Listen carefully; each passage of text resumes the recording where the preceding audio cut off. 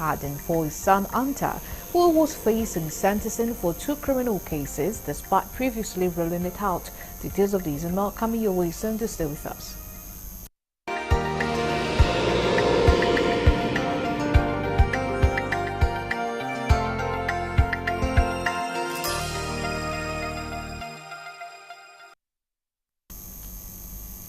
Many thanks for joining us at this time. Now details of the news. Some former governors, Oduzo Kalub Abia, Adams Shomole Edo, have attributed the poor state of local government councils in Nigeria to the 1999 Constitution. They noted that while Section 7 recognizes local government as a chair of government, the Constitution also grants state houses of assembly the power to legislate on their operations. They made a comment at the National Dialogue on Local Government Reforms and Constitutional Amendment organized by the House Committee on Constitutional Review held in Abuja. The ex-governors voiced strong support for financial and operational autonomy for local councils, but emphasized the importance of ensuring accountability and transparency in their management. I have nothing absolutely. In fact, the Deputy Speaker was a local government chairman, so he knows what I'm saying. So they know that the state government in our time have nothing to do with local government money. What has changed, distinguished Senator? What? What has changed? I don't know what has changed. Possibly greed. Possibly greed. Possibly greed. Greed. Because we always reminded them that the local government fund is made for local government, and the state government fund is made for us. However, what was the problem that we tried to cure? I mean, what level of interference? I interfere in dictating to the local government that whatever they want to do, they are free, provided they have paid the salaries of primary school teachers, which under the Constitution is within the purview of the local government. Once they have paid the salaries of primary school teachers, if they decide not to pay their own salaries of their employees, that is their business. The Speaker of House of Representatives, Tajuddin Abbas, says inadequate funding remains one of the most significant obstacles in developing local government areas in Nigeria. He said the local government often operate on budgets that are insufficient to meet their responsibilities. So long, our local governments have been held back by financial constraints, bureaucratic inefficiencies, and a lack of autonomy. This has created a disconnect between the government and the governed, leading to disillusionment and apathy among our citizens.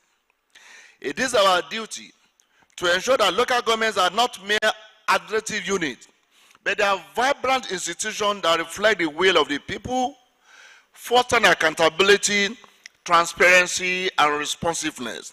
While we celebrate these advancements, we must also acknowledge that the need for comprehensive reform has never been more urgent, as some of the nagging issues still persist. Constitutional reforms are essential to address these challenges, and so in a comprehensive manner.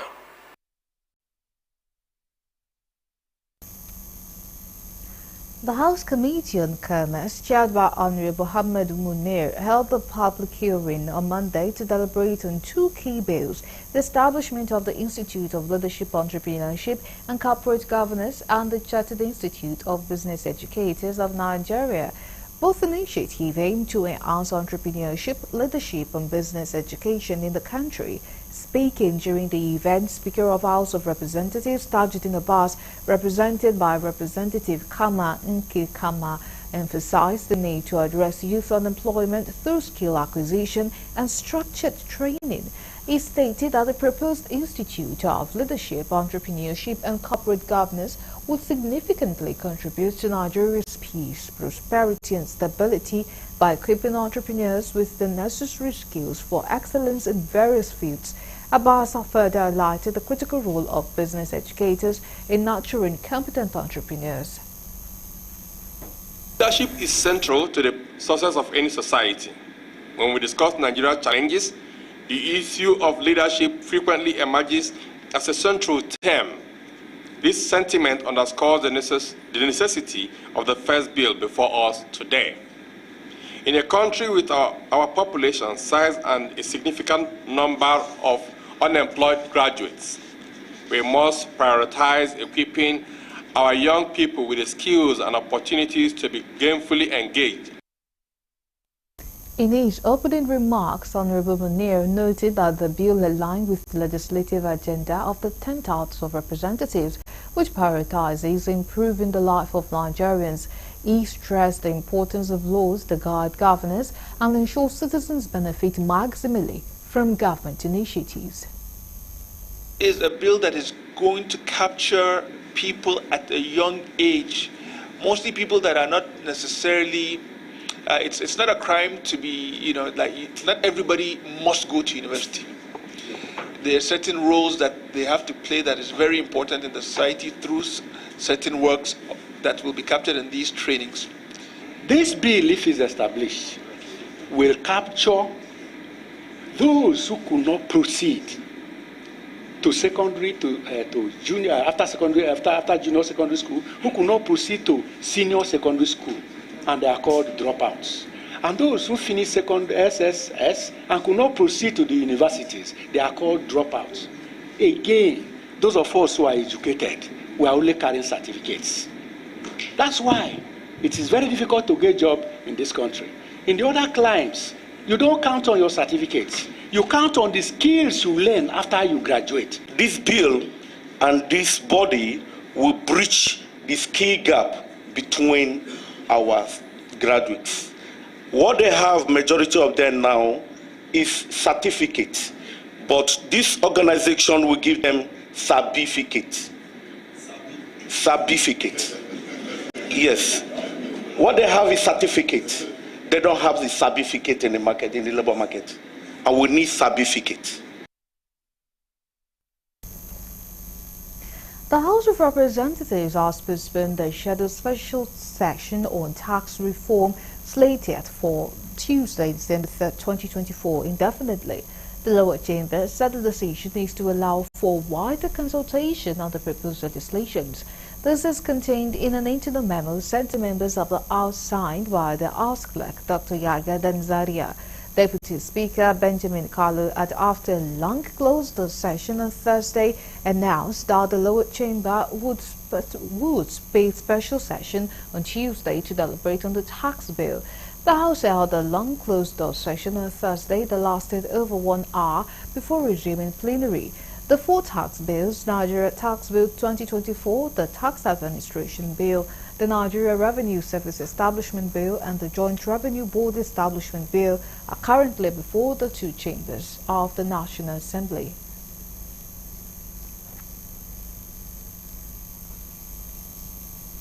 As controversy continues to throw the 4 tax bills before the National Assembly, Nigerians have been advised to remain calm and allow their representatives to do the needful on the bill.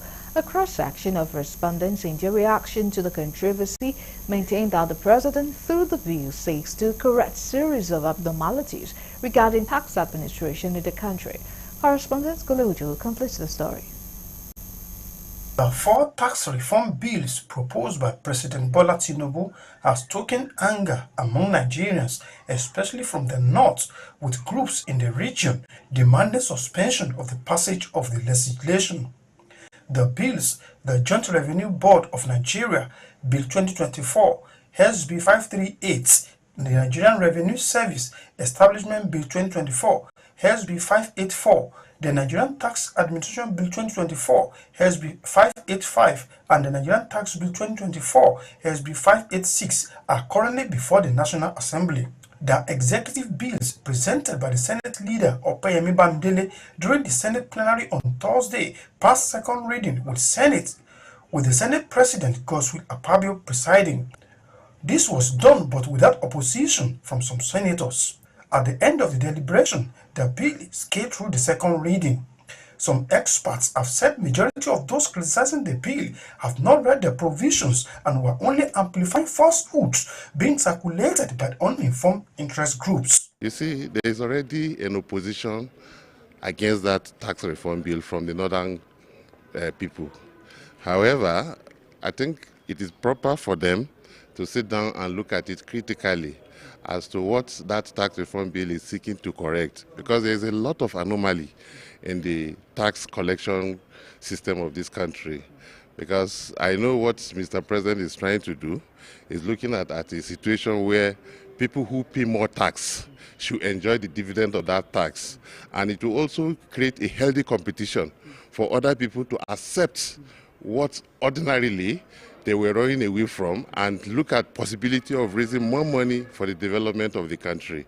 In any case, it has to go with what the people want, because already there are segments of the country that are challenging or are against that tax reform bill, particularly from the northern people, from the northern part of the country. Increase the percentage accrued to the state that collects VAT. If we make it 95%, then you see 95% of what is shared among states, not what goes to federal government. For example, if it's 50-50, federal government can get its 50% because it's a federal government. But now the new law should be states out of the 50%. The state that generated this VAT revenue should keep 95%. Then bringing 5% to the center. When this is done now, you see everybody will stand up. Be honest. I've had stories on the social media that the tax generated in Lagos is supposed to be shared equally because Lagos used to be our capital and this and that. I disagree. Because being former capital does not make it stay capital. So what you have to do is to also generate revenue yourself. We cannot fold our arms and want someone else to be making effort for ourselves. Look. Some Nigerians said the bill as introduced will remove some bottlenecks, adding that those criticizing the bill have nothing to fear. Giving heat to collection of tax on those prohibited areas, I think it will just be just unfair for them to enjoy that dividend. Because if you said you will not take alcohol and you are taking money from alcohol, you are indirectly taking it. You understand? So, but in any case, we are looking at the social and religious context of the whole thing. So it is going to pass through at the end of the day, but I know the opposition will be there. But when we all sit down to ask and think about it properly, I think the tax reform bill is a welcome idea, development. Nigeria is one of the richest countries in the world. If we can work hard. I've said it. It is all about working hard. But we can't work hard when everybody runs to the center and collect money. If we say, look, whatever you generate, keep 90%. And whatever the center brings will be proportionate to what you have given to the center. You see, tax revenue will increase. But because oil is the source of revenue, everybody says nobody owns the oil because nobody works for the oil. The oil is natural.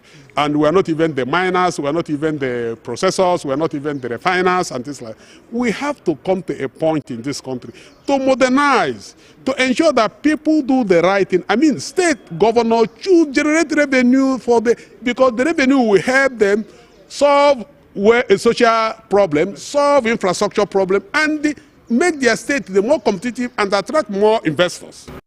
It is expected that the 4 bills, when passed, will not add to the existing burden on the necks of the masses, but will enable the masses to breathe. Kunle Ojo, Galaxy TV. You'll see lots of the news on Galaxy TV coming up next.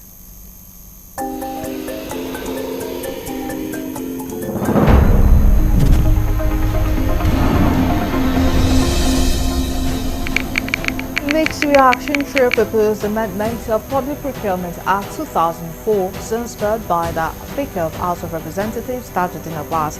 Details of these are not coming after the break. This day with us.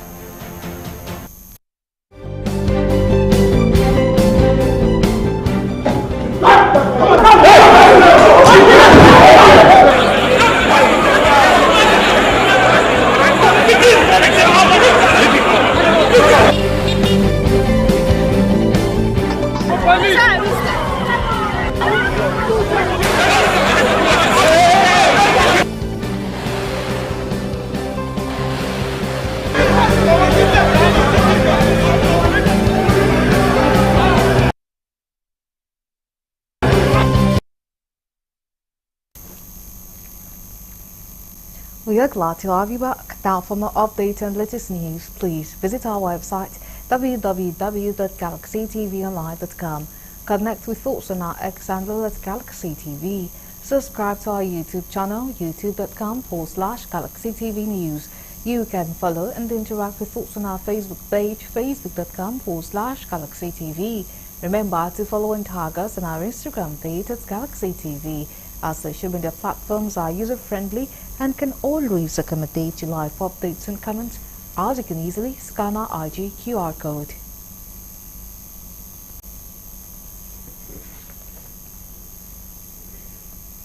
The Nigeria Police Force National Cybercrime Center has arraigned 113 foreign nationals at the Federal High Court in Abuja on charges including computer-related fraud, unauthorized access to data, marketing scams, money laundering, conspiracy, and illegal migration.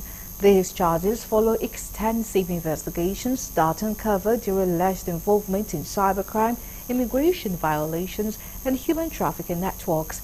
The Inspector General of Police, Kayode Egbetokun, while commending the police operatives attached to Zone 7 Command and the National Cybercrime Center Abuja for busting a group of foreign nationals involved in a series of cybercrimes, including internet fraud and marketing scams, reiterated the force's commitment to leveraging technological advancement to protect citizens both in the physical and digital realms. Egbetokun, who was represented by the FPRO ACP Olumiyiwa Adejobi, said the Nigerian Police Force, in collaboration with international law enforcement agencies and embassies, is intensifying efforts to combat cybercrime and transnational criminal activities. He said during the investigation, a wide range of critical digital evidence was recovered, including a black car, laptops, smartphones, tablets, desktop computers, gamepad, PlayStation 5, among many others. The Nigerian Police Force National Cybercrime Center has arraigned the 113 foreign nationals facing serious charges, including computer-related fraud, unlawful access to data, marketing scams, money laundering, conspiracy, and illegal immigration before the Federal High Court sitting in Abuja.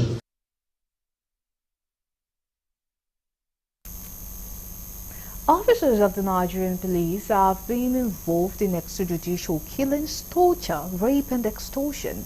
Nigerian police force personnel routinely accuse Nigerians of crime they know nothing about. One of such is the rape of a suspect at a police station by an officer in Edo State and the move by another officer to extort the rapist officer of £1 million.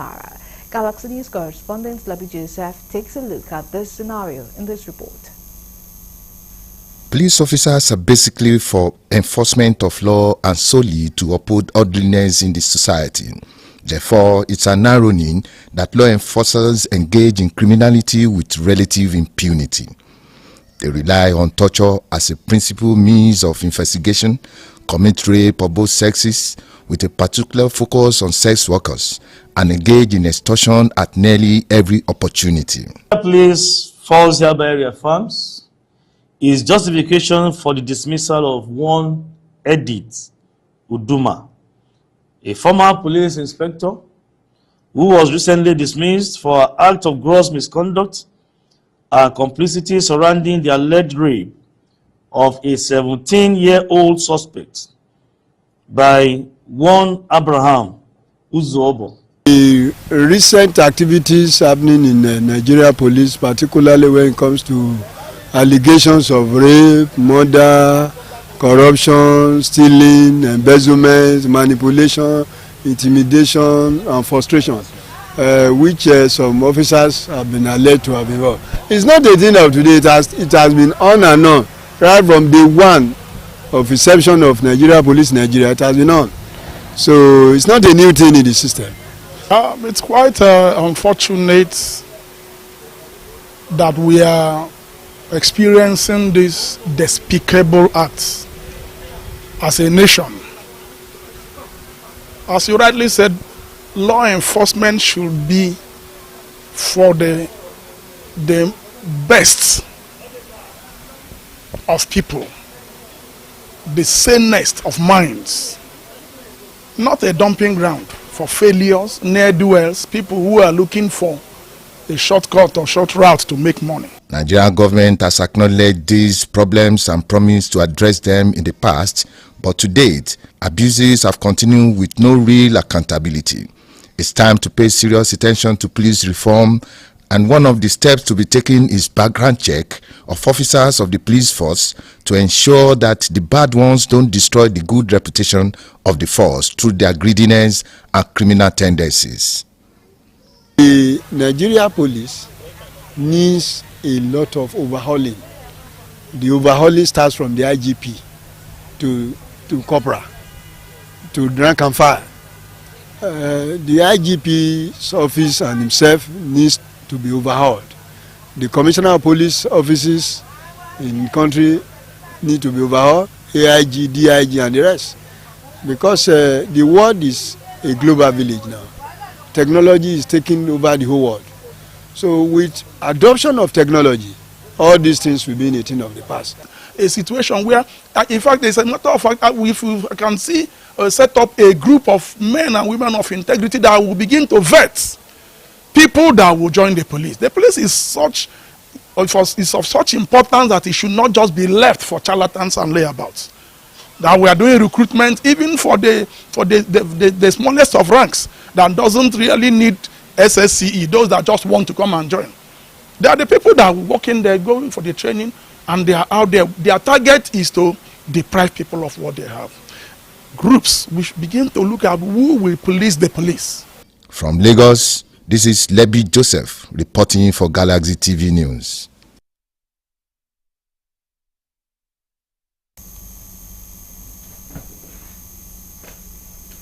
The Anambra State Police Commissioner Nange Obono has described the killing and disappearance of vigilante group members in the state as a worrisome case that needs urgent action. CP Obono made the disclosure during a stakeholders meeting with community leaders in Aguata and Urumba North Council area of the state. The Anambra Police Commissioner, who is also worried over the alarming rate of kidnapping in the state, despite efforts of his command, said vigilante members are being brainwashed to embrace kidnapping. Exactly 4 weeks today, the chairman of one of the vigilante, so he says CP, I have not said this. More than 20,000 vigilantes were trained. We don't know where they are now. I was managing more than 10,000 within the Southern Senatorial District of Anambra State. You see, half of those boys are in the bush. So it becomes absolutely necessary.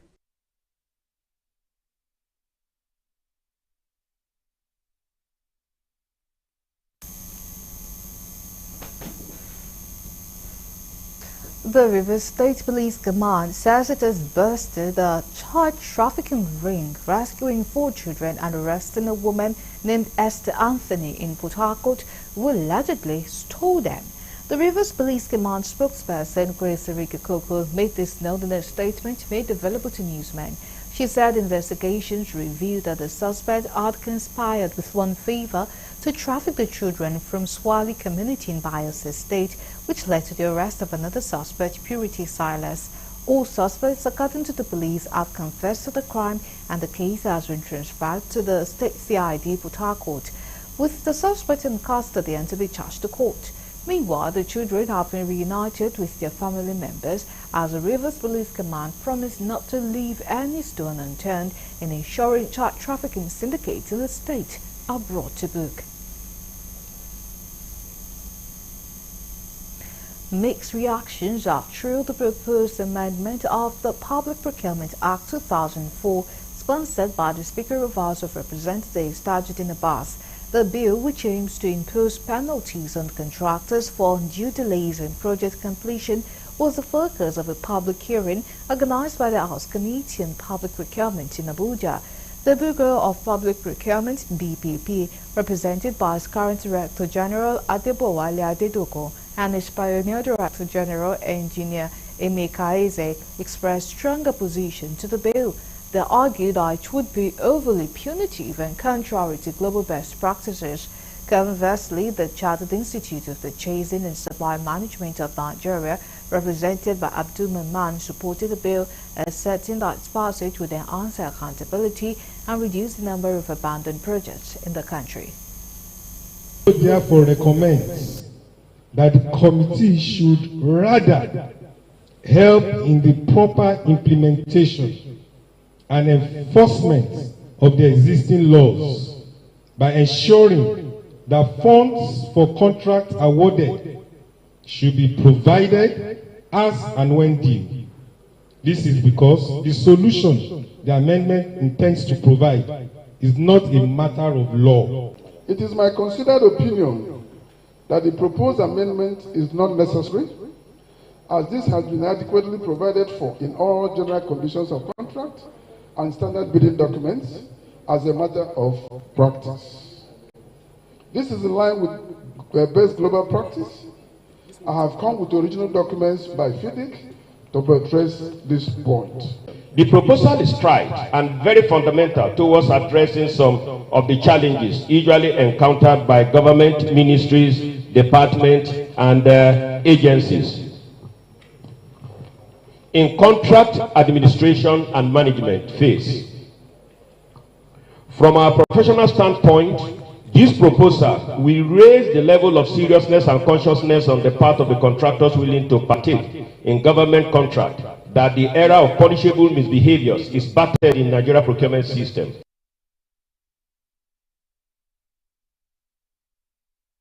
In his keynote address, Committee Chairman Honorable Nyime Idem identified delays in project execution as a persistent issue in public procurement. He attributed the mischief to several factors, including contractor incompetence, intentional delays to seek price variation, lack of prioritization, bad faith corruption, and economic sabotage.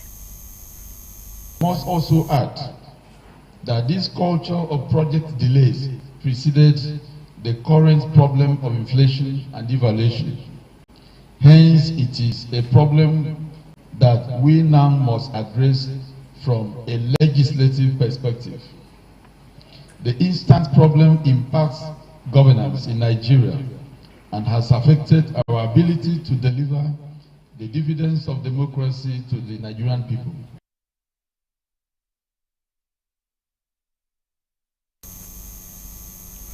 "510 persons with disabilities have been employed into various ministries, departments and agencies of Oyo State Civil Service employment, while their quota will be protected. Oyo State Governor Seyi Makinde made this known at this year's International Day of Persons with Disabilities and Stakeholders Summit held at the State Secretariat Ibadan, with the theme A New World Order for Persons with Disabilities in Oyo State, Rights, Access and Inclusion. The governor, who was represented by his deputy, Barrister Bayo Lawal, maintained that the administration will do everything humanly possible to support persons with disabilities to achieve their dreams locally and internationally. In his own remarks, the Director General of the State Agency for Persons with Disabilities, Barrister Ayodele Adekombi, maintained that there is ability in disability and people should give PWDs opportunities to exhibit these potentials. Oluyide Roselane is a participant at the summit, and she urges government at all levels to make education accessible to people with disabilities, which in her own view will stop the menace of people begging on the streets, as it is seen today all over the country. Has recruited 510 persons with disability into Oyo State Civil Service, and I have also given the directive that henceforth in every ministry the quota of the persons with disability must be protected. All the requests of the persons with disabilities for the next year budget line, as submitted during our last budget town hall meetings, have been included in the next year budget and has made their capital budget to increase from 492 million to 877 million. Persons with disability are all out to give awareness and to let people see the potential in us. And today is the day that the government, both local, federal, and the state, will come around to know their duty, their role, and our role as the agency of persons with disability. We are putting together the action plan, at least 10 years action plan and the roadmap for the newly created agency. And all the resolution that will be coming out here will guide us through. The government has so much to do for us. In fact, what we are seeing right now is still very, very minute. Government can help us more to see that our persons with disabilities that are in remote areas, they come out to go to school. You know, when they are educated, there is more to what they can do. But when education is not there, it is possible they are rendered useless. But with education, with skills, with empowerment, we can be sure that we have a productive activity of persons with disability within the state. JSS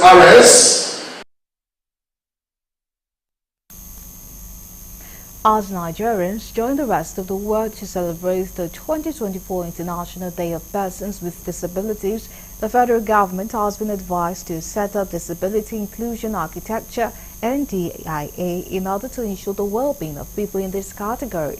People living with disabilities in Abuja, led by the Executive Secretary of the Commission, Honorable Ayuba Gufwan, and other officials of the National Commission for Persons with Disabilities, joined others in Abuja to commemorate this year's celebration with roadwalks and press conference. Correspondent Kunle Ojo reports that the walk took off from the office of the Commission in Abuja down to the Unity Fountain with funfair.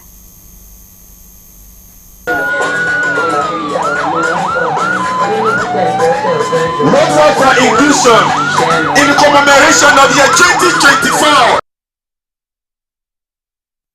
In his remarks to commemorate the day, the Executive Secretary, National Commission for Persons with Disabilities, Honorable Ayuba Gufwan, said that the Commission is charged with the responsibility of creating awareness using departments and units in the Commission to ensure the monitoring of the level of compliance with the Act and carry out enforcement as the case may be.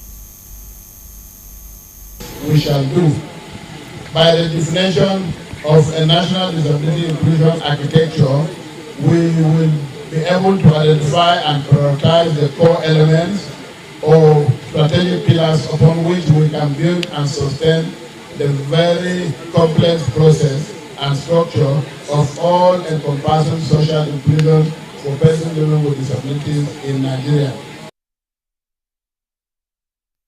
He called on all stakeholders to support bold reforms being championed by the Commission, adding that reforms often come with its measures of temporary pains. Other speakers at the event canvassed for more support for persons with disabilities in the country for their well-being.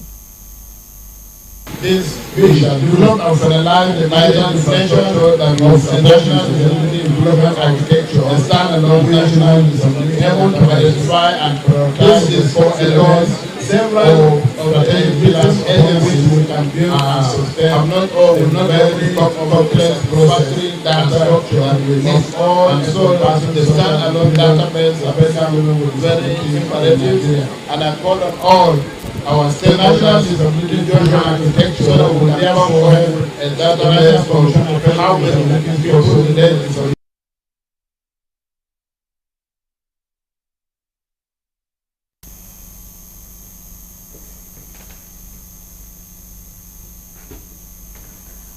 Internally displaced persons camp, orphanage homes, elderly people's home and other less privileged centers, including Cameroonian refugee camps in Kwande local government area, have been earmarked for distribution of relief items across Benue State.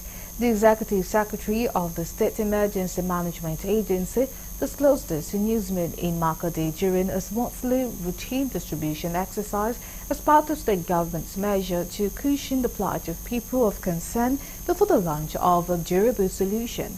Benue Sema bus with listed items to be distributed, such as bags of rice, beans, palm oil, cartons of noodles, salt, seasoning cubes, among other relief, said government are taking proactive steps in collaboration with other partners to help address the plight of IDPs and Benue people. He further assured that the items will be judiciously distributed.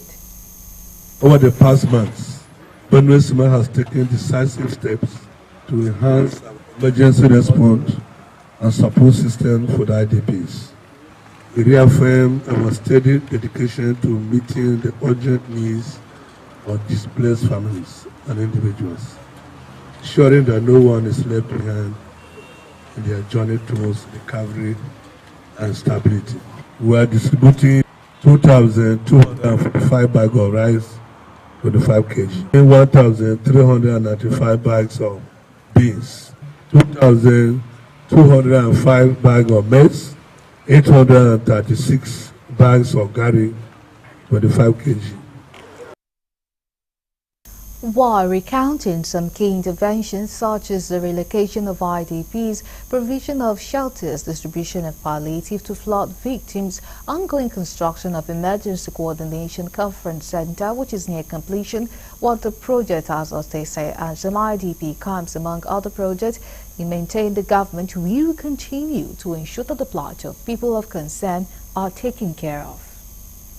Recognizing the operational challenge we faced in the past, Benue Sema has acquired new operational vehicles to ensure more efficient distribution of food and non-food items. These steps strengthen our capacity to reach those in need on time and effectively, reinforcing our zero-tolerance stand on any form of diversion of items.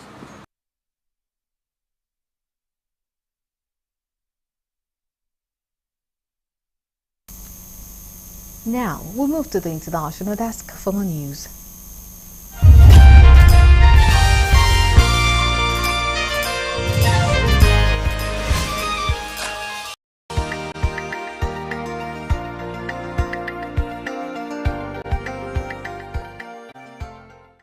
Hello and welcome to the foreign news. U.S. President Joe Biden has issued an official pardon for his son Hunter, who is facing sentencing for 2 criminal cases despite previously ruling it out. In a statement, the president said his son had been singled out and called his cases a miscarriage of justice. Hunter Biden pleaded guilty to tax charges early in September and was found guilty of being an illegal drug user in possession of a gun in June, becoming the first child of a sitting president to be convicted of a crime. Reacting to the pardon, President-elect Donald Trump said those the pardon given by Joe to Hunter include the hostages who have now been in prison for years, such an abuse and miscarriage of justice. Trump was referring to his supporters who stormed the U.S. Capitol on January 6, 2021 in a bid to overturn Trump's defeat in the 2020 election. Joe Biden's full and unconditional pardon for his son comes after the president had repeatedly said he will not give him clemency. Just a couple of months ago in September, White House Press Secretary Karine Jean-Pierre said that Biden will not issue a pardon for his son. She repeated that stance last month in another briefing, saying we've been asked that question multiple times. Our answer stands, which is no. Before that, in June, on the sidelines of the G7 summit in Italy, Biden said he would neither pardon his son nor commute his sentence. But on Sunday evening, President Biden said although he believed in a justice system, politics has infected this process and it led to a miscarriage of justice. At least 56 people have been killed in a crush following clashes at a football match in Guinea's second largest city, the government said. An inquiry is being launched to find those responsible, Prime Minister Al-Rabah said in a statement, calling the event tragic and offering his condolences to the bereaved. One doctor, who did not want to be named, told newsmen there were bodies lined up as far as the eye can see in the hospital. Local media said police had used tear gas after supporters of the visiting team, Labe, threw stones toward the pitch in anger at the referee. Videos and images on social media appear to show chaotic scenes outside the stadium, with large crowds attempting to climb over walls and numerous bodies on the ground. Some of those lying unresponsive on the ground appear to be children. Newsmen have not been able to independently verify the videos.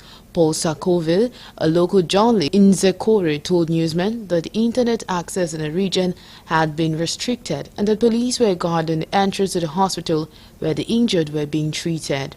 Israeli forces bombarded houses in overnight attacks in the northern Gaza Strip, killing at least 15 people in one of the buildings in the town of Beit Lahia, Palestinian medics said.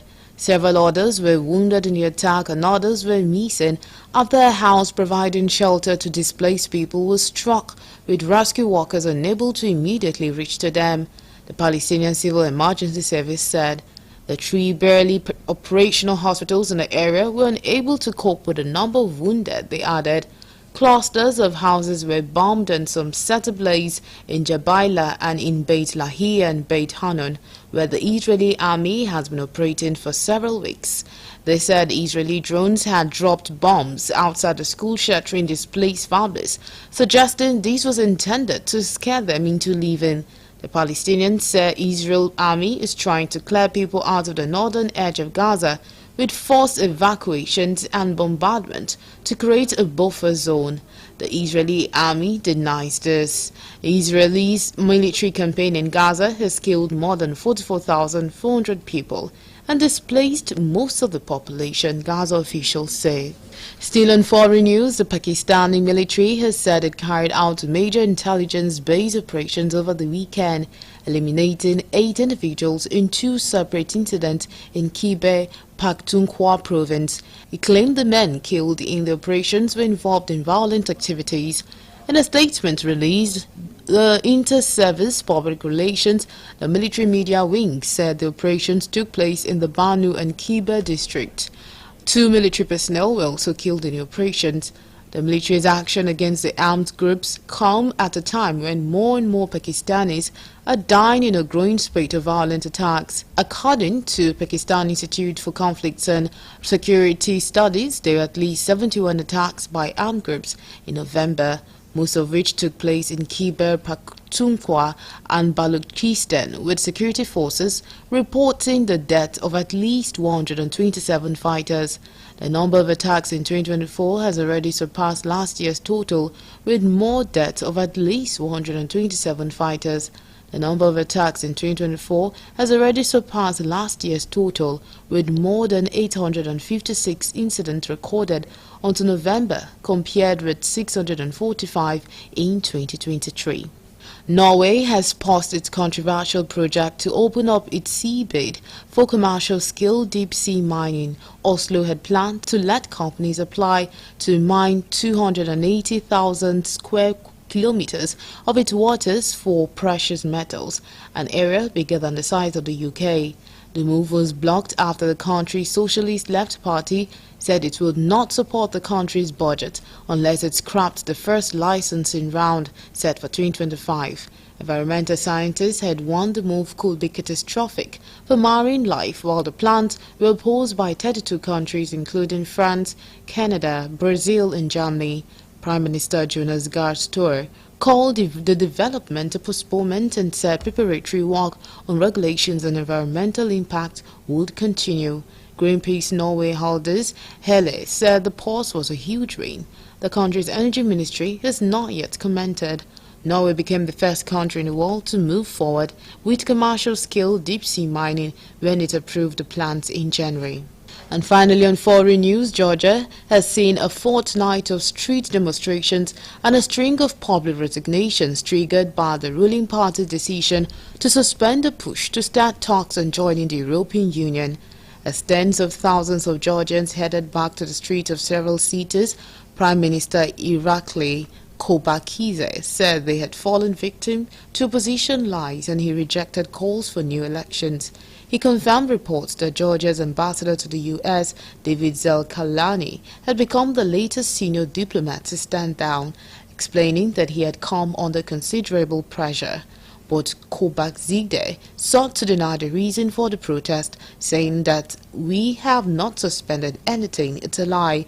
Only 3 days before, his party Georgian Dream had accused the EU of using talks on joining the union as blackmail and said the government had decided not to put that issue on the agenda until the end of 2028.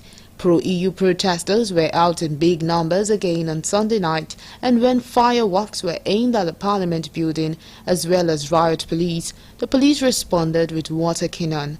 Large groups of riot police huddled in the side streets beside parliament, and it was not until early on Monday that the protests on the main Rousseau Valley Avenue were dispersed. And that's all we have on the foreign news.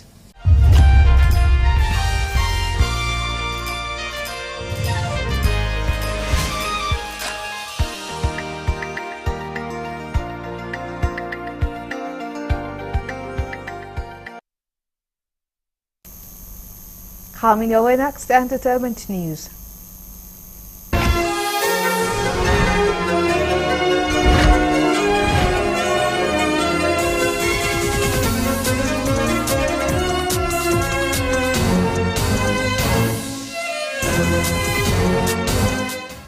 Welcome to Entertainment News on Galaxy TV. My name is Gratitude Umokwede. Here are the rest of the stories for today.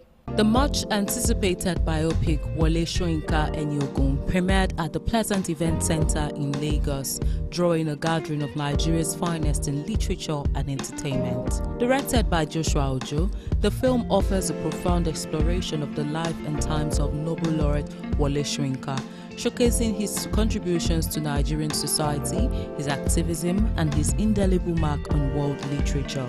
I'm expecting the best of the best, because Professor Wole Soyinka, as we all know, is a world-renowned writer, playwright, and this is his life that we want to showcase to the whole world, to know his background, where he's coming from, where he is, and hopefully where he's taking us to. The event was a remarkable celebration of Soyinka's legacy, with an event filled with distinguished guests. The director, Joshua Ojo, spoke about the inspiration behind the biopic. Basically to celebrate him, to celebrate our culture, our heritage, and like I said, to celebrate Professor Wole Soyinka is, to expose, not really, that's not the right word, to show the world some, aspect of Prof that people do not know, the untold story of Professor Wole Soyinka. So basically to celebrate him. It's the first time I met Prof. I thought it would be easy, but then when I met him, it wasn't easy, right? At all. Prof was a bit difficult, and at a point I thought, okay, I don't want to do this. But hey, he brought me in like his son, I got a soft landing, and yeah, I had an accident as well while filming, but I'm glad I'm here to tell the story. The premiere was made possible by several key sponsors. Representatives from these brands highlighted the significance of supporting a film that honors such a towering figure in Nigerian history. Now, B Royale International is a distinguished company with professionals that offers distinct premium services for international and multinational firms in Nigeria, Ghana, South Africa, Mozambique, and Kenya. And of course, at the same time, we are so committed in ensuring that our culture, values, and heritage are upheld, which form the basis why we are involved and so committed in this project. When Mr. Joshua Ojo came, the first thing we looked at was talent. What do we need to do? In Nigeria, there's a need for us to promote and export talent. We saw him as a very brilliant young person who is so distinguished, who is so prolific, and who knows what he's doing and his focus. And of course, that encouraged us to participate actively in the production of this.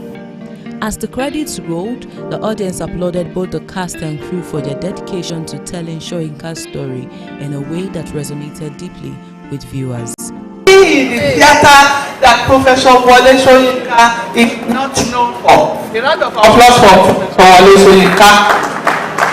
So his life is so broad that no producer can take him and exhaust all aspects of his life. All of us know that Wole Soyinka is an enigma, and we are interested in what shaped him to who he is today. So I'm actually very excited about Wole Soyinka is a very good movie. I mean, while working in post, chance to work with the director on it as the lead editor colorist, and I know it's an amazing story. It's one of the amazing stories of what the playwright has done in his lifetime, and it's a very good film. And that will be all on entertainment news. Thank you so much for watching, and keep watching entertainment news on Galaxy TV. Enjoy the rest of your day. Bye.